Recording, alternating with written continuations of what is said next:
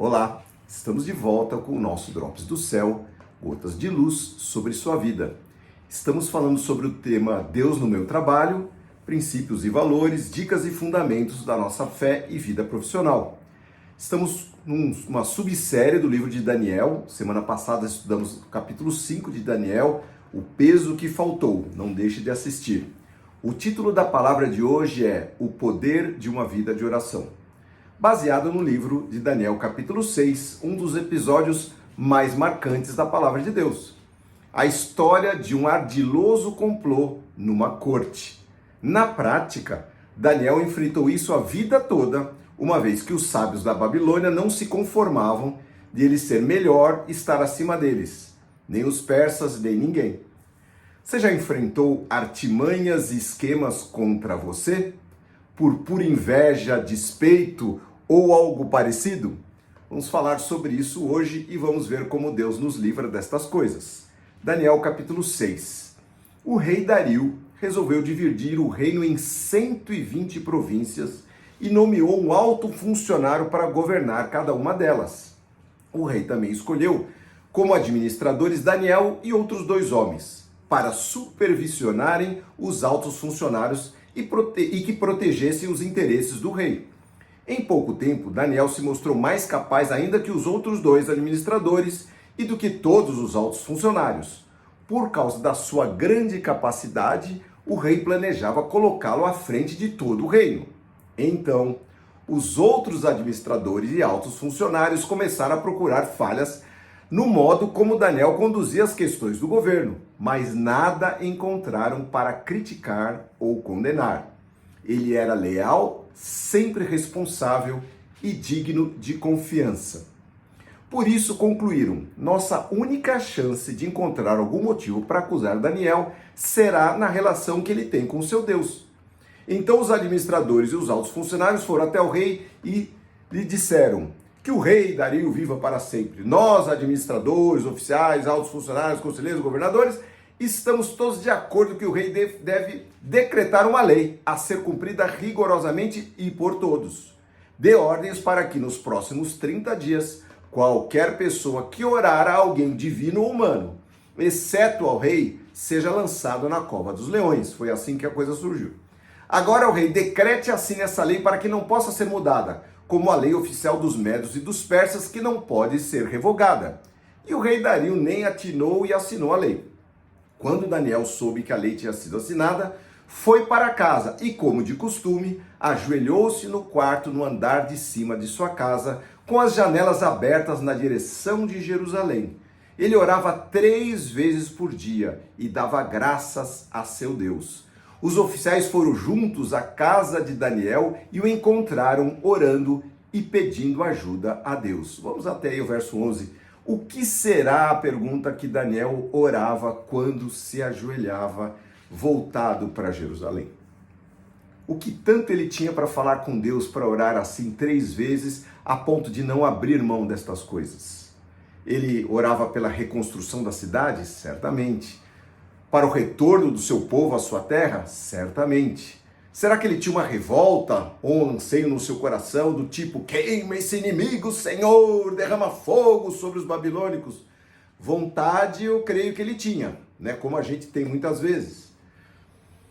Mas aí a gente pode pensar: mas ele era top, ele era o Daniel, ele era o cara, ele era um servo de Deus.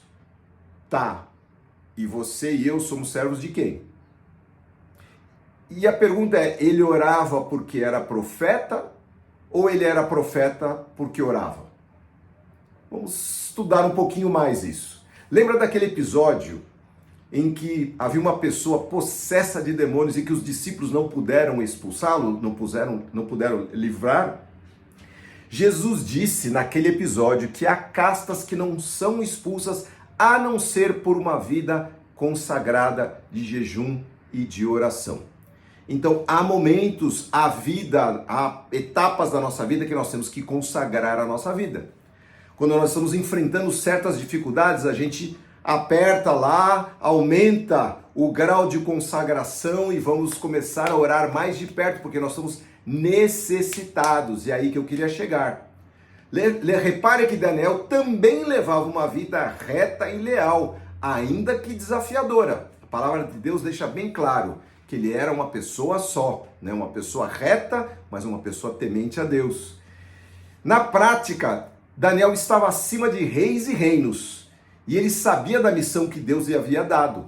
Por isso, orar 3 vezes ao dia não era opção, ou somente consagração, e sim necessidade e sobrevivência, que impactava a todos, haja vista a fofocaiada que eles arrumaram lá. Então, querido, quando você resolve levar uma vida na presença de Deus, uma vida consagrada, uma vida que seja reta, que seja digna do nome, não é, de Deus que está sobre você, e ao mesmo tempo você se dedica a se consagrar a Deus, prepare-se porque você vai fazer estrago no reino inimigo.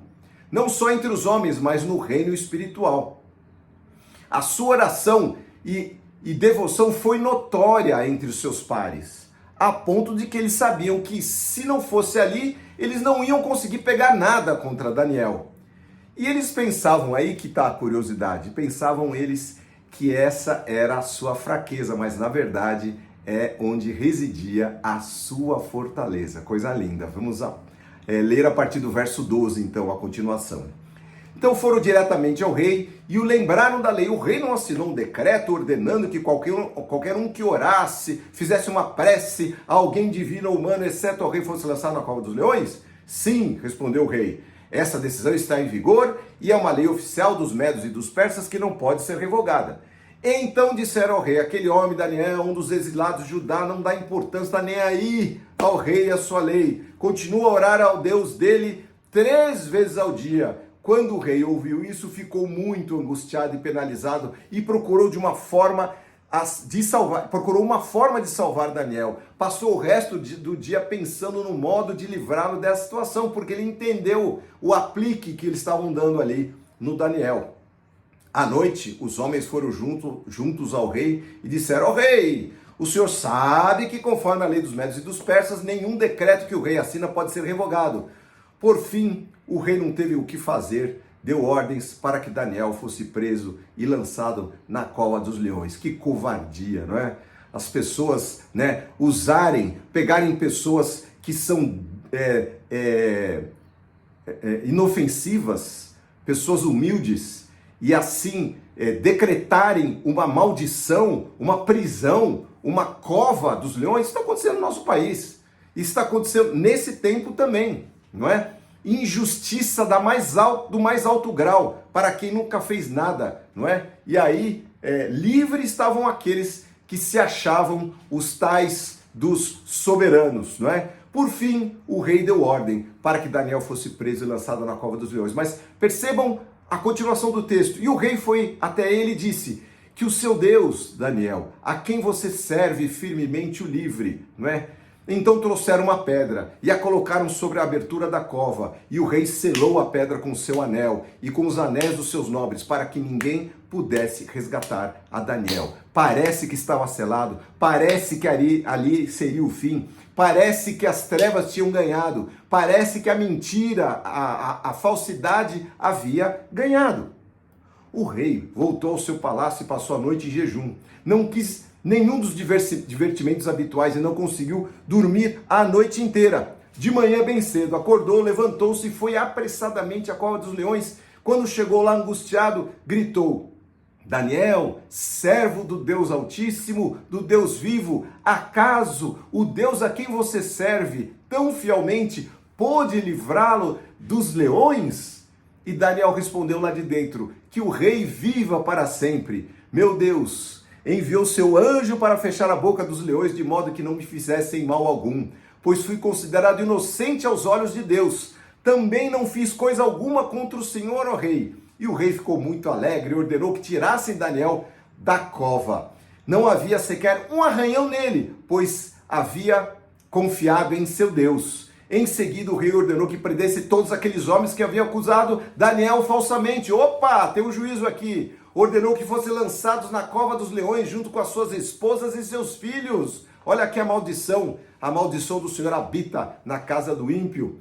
os leões os atacaram e os despedaçaram antes ainda que chegasse ao fundo da cova.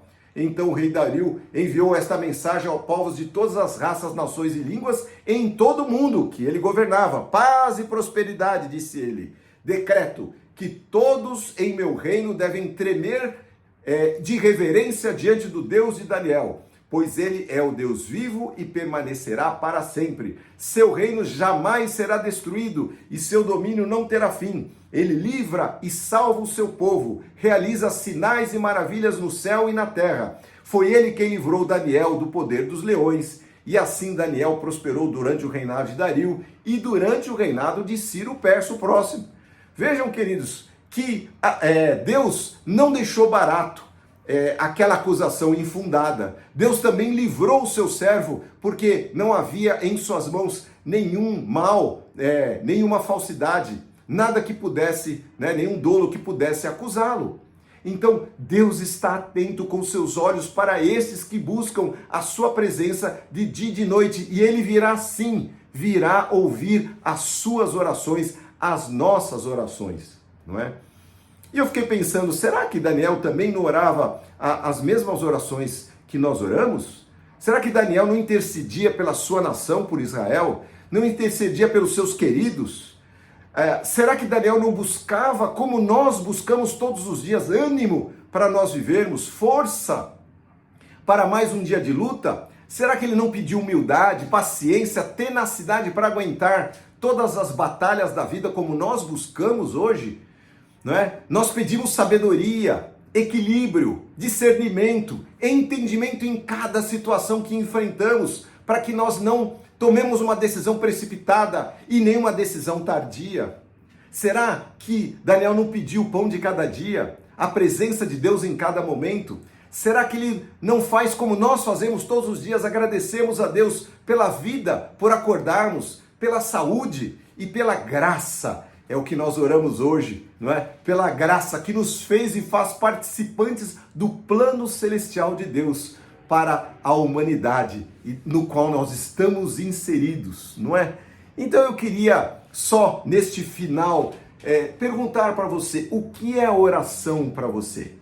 Será que ela é sua fraqueza? Será que ela é uma perda de tempo? Ou será que ela é a sua fortaleza? Porque você, assim como Daniel, reconhece que sem ela, sem Deus, sem a presença, sem a comunhão, sem a direção de Deus, sem os seus conselhos benditos, você também não consegue fazer nada. Eu penso assim, pela minha fraqueza e necessidade, 3 vezes por dia até é bem pouco. Eu preciso orar muito mais. Eu não sou Daniel, não sou profeta nenhum, mas eu sei da minha necessidade e dos perigos que me cercam. Quantas vezes, assim como você talvez, eu fui colocado em situações terríveis, não é? De uma maneira injusta, em armações que o inimigo faz, ou mesmo os homens, porque hoje em dia os homens estão dando aula para os demônios, né? Em termos de mentira e de falsidade. O livramento da cova dos leões, da falsidade, das artimanhas, dos ardis, dos homens perversos, dos demônios, tem muito mais a ver, ou tem tudo a ver, com o meu tempo de comunhão com o meu Deus, com o meu Mestre e Salvador. Então, querido, dedique-se a esse tempo, não faça disso algo sem motivo, sem razão, não faça disso algo pequeno, faça como Daniel, valorize o seu tempo na presença de Deus e o abençoado será você. Vamos orar. Senhor Deus Todo-Poderoso, o Senhor livra da cova dos leões, da cova dos homens, o Senhor livra das artimanhas da língua ferina que vai contra aqueles que são teus muitas vezes, que levanta suspeitas, que tramam por trás e fazem artimanhas malignas para derrubar aqueles que são teus sem causa, Senhor. E que seja assim sem causa mesmo, que nós não sejamos, Senhor, pegos no pecado, ou nós praticando obras que não honrem o teu nome, que sejam contra o teu reino. Aí não tem jeito, Senhor. Se nós partirmos para uma vida de devassidão, de mentira, aí não tem jeito. Mas quando nós estamos na tua presença, Senhor, o Senhor vem ao nosso encontro e a tua salvação, a tua libertação, ela é, Senhor, fiel, ela é poderosa, ela é presente, assim como o Senhor livrou aqueles moços lá da fornalha de fogo, assim como o Senhor livrou estes moços, Daniel e seus amigos, daquela morte certa, porque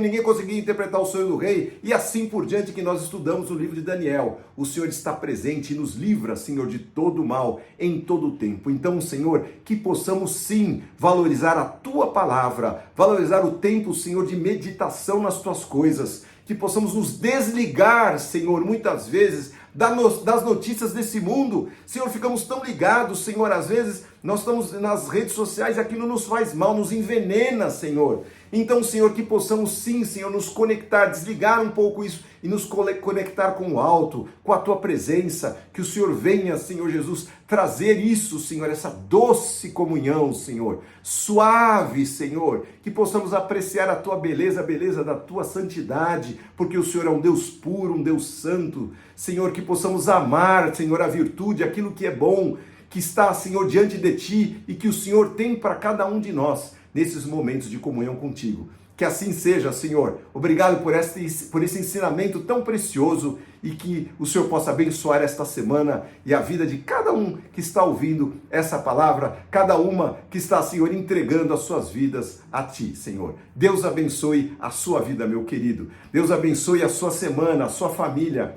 E que, se você gostou, curta aí, não é? Se inscreva no nosso canal, compartilhe esse vídeo para que possa abençoar muita gente. E se você tem perguntas ou comentários, por favor, faça aí, porque nós ficamos muito felizes. Estamos aqui para abençoá-los em nome de Jesus. Que Deus os abençoe e dê uma semana poderosa em nome de Jesus. Amém.